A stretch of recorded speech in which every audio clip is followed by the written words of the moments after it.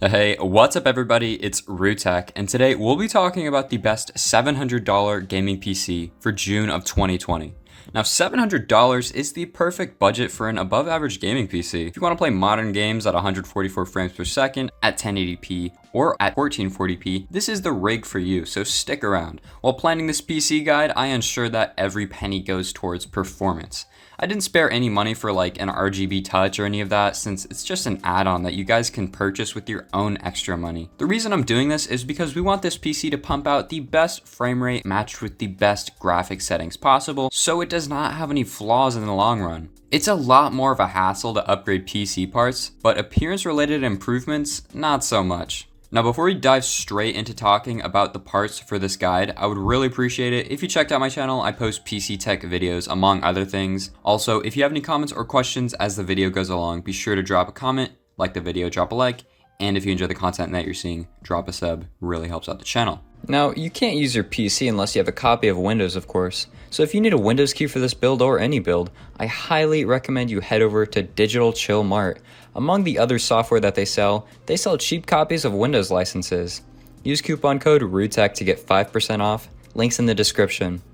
Alrighty, so first, let's talk about the CPU I put in for this build. We are using the good old AMD Ryzen 1600AF. So don't let this get you confused though. This is not the same as 2017's Ryzen 1600. The 1600AF is basically the Zen Plus refresh of the original 1600 processor, so it is a good bit better. It has 6 cores, 12 threads, a base clock of 3.2 GHz, boost clock of 3.6 GHz, and of course is overclockable. Now, the reason I chose this processor over 3100 or 3300X, for example, is mainly because of motherboards. The B550 motherboards are not quite out yet. X570 motherboards start at $150 in most places, and most B450 motherboards need a BIOS update, and the ones that do support 3rd gen are pretty pricey. So yeah, that is the reason why I went with the 1600AF. And hey, the 1600AF is really good. Even though it was released in the second half of 2018, it really still holds up. It basically, performance-wise, is a 2600 in disguise. Check out these numbers on CPU.user benchmark. A whopping 1% difference. Funnily, the 1600AF came out a couple months after the 2600, making it a bit newer anyway. Either way, the Ryzen 1600AF is a phenomenal CPU that will easily be able to handle those higher demanding CPU-intensive games, along with rendering, casual browsing, and file transfers, etc., as you'd expect. Next up, the motherboard. We are using the MSI B450 Gaming Plus Max ATX motherboard. So to quickly run down the details and specs for this board, it is a full-sized ATX motherboard, of course, has a max memory capacity of 64 gigabytes and a max memory speed of 4133 megahertz with its 4 RAM slots, is overclocking ready, and if you didn't notice already, it has a nice sharp looking red and black color scheme. So you're most likely never going to need to use the 64 gigabytes of RAM in this build unless you edit and render videos at a professional level or do work with super high resolution media like textures when you're doing 3D modeling, but it's good to know that this board supports it anyway. Now, I like MSI products. I have an MSI board in my build which has never given me any problems, especially because of its great and easy to use BIOS, so this is why I selected this motherboard especially. The RAM we'll be putting in this build is the G.Skill Ripjaw 5, 2 sticks of 8, so 16 gigabytes in total, DDR4 3600 megahertz RAM. So 16 gigabytes is pretty much the norm nowadays. You don't really need any more than that for gaming. At a minimum, you should have at least 12 gigabytes installed. And I can tell you from experience, 8 gigabytes can sometimes lead to problems. Like I have only 8 gigabytes of DDR4 2400 megahertz RAM in my build, and games like Modern Warfare that suggest that you have 12 gigabytes or more installed gives me a lot of lag spikes, and after doing some research, I found out that that is a RAM problem. So if you like to play Modern Warfare or some other game that recommends that you have over 8 gigabytes installed, you're probably going to want to make sure you follow their advice if you don't want any crazy lag spikes. So yeah, 16 gigabytes is pretty much the norm nowadays. You don't really need any more than that for gaming. At a minimum, you should have at least 12 gigabytes installed. So like I said, this RAM is 3600 megahertz, which is a great speed and will give you on average 3 to 5 more frames per second over using something like a 2400 megahertz set of RAM. This RAM is also red and black, which perfectly matches the color scheme of our motherboard. Alright, so now let's talk storage.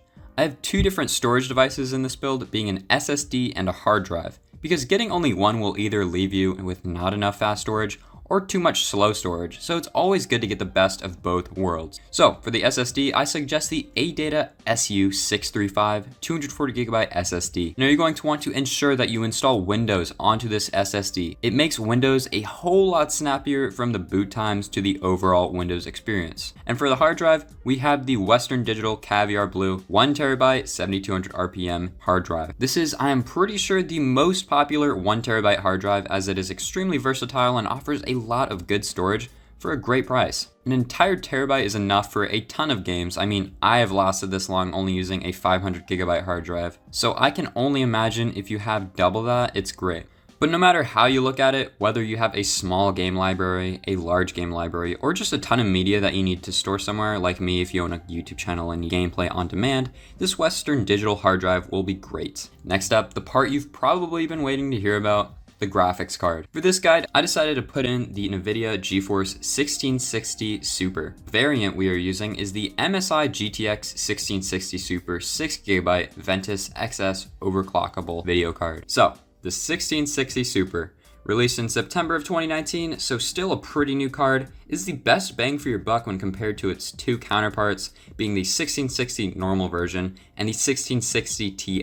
Now the Ti is slightly better, but it is usually 60 to 70 more than the Super, which is why I always recommend the Super variant of this card over the Ti version, simply because it's a bit overpriced for its small performance improvement. Now for the specs of this card, it has 6GB of VRAM, which is a good amount, has a boost clock of 1815 MHz, which keep in mind is overclockable, has a 2-fan cooling system, and has 3 display ports and 1 HDMI port. This graphics card is a bit small lengthwise, coming in at only 8 inches long, or 20 centimeters for you normal people outside the US. Yeah, the US should really convert to the metric system. Anyway, let's talk about how it performs with certain games. So before we start talking benchmarks, for each game I will talk about how it performs at 1080p on both high and low settings, and the same thing with 1440p. So starting with Fortnite, 1080p high average is 106 frames per second and low is 367 frames per second. So if you want to play this game competitively at low settings, you absolutely can. 367 puts you at an extremely competitive frame rate, obviously. Now the same exact thing for 1440p. For the low average, you're looking at 260 frames per second, once again, way above 144 frames per second. And the high average is 69 frames per second. You're still above 60 frames, still a great frame rate if you just want to have your game look nice. Next up, CSGO, 1080p high average and low average looks pretty good. Low average is extremely high, so if you have like some crazy super high refresh rate monitor, obviously you'll be able to see every single frame. And same thing with the high average, you got 289 frames per second, super high, way above 144 frames per second. So if you want to play this game competitively at 1080p on either setting, you absolutely can. Now for 1440p, it's actually the same exact way. High average is 207 frames per second, way above 144. Same thing with low average. So CSGO is a bit of an older game, so it's to be expected that it's very well optimized and will be able to run very well on most graphics cards nowadays. Next up, another very popular one, Apex. 1080p, low average, 208 frames per second. Great frame rate for competitive, as I've said before. High average, 128, so a little bit below 144 frames per second, but I don't think it'll impact your gaming performance in any way.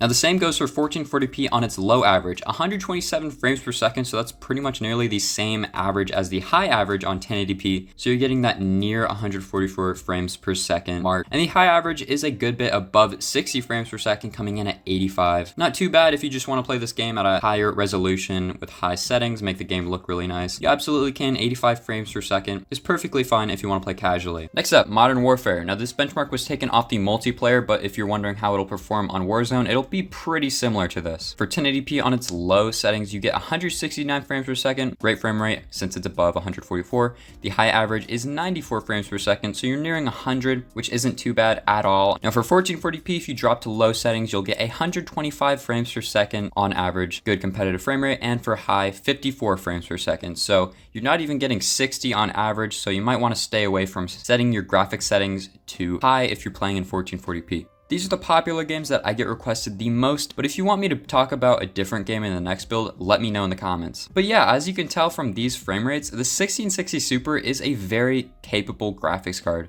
If you were to play a lower demanding title such as Krunker, Rocket League, or Minecraft, you'd definitely be able to at 4K around 60 frames per second. Alright, next up, the case. we are using the Bitfinex Novamesh TG ATX case. I like this case for a few good reasons, being it has a tempered glass side panel, comes with a nice RGB fan, has a lot of space for upgradability and cable management, and is overall a balanced case. Now, of course, you do not need to use this case if you don't want to. You can pretty much use any case you'd like as long as it is ATX. Make sure the case you choose is labeled ATX. Finally, the power supply.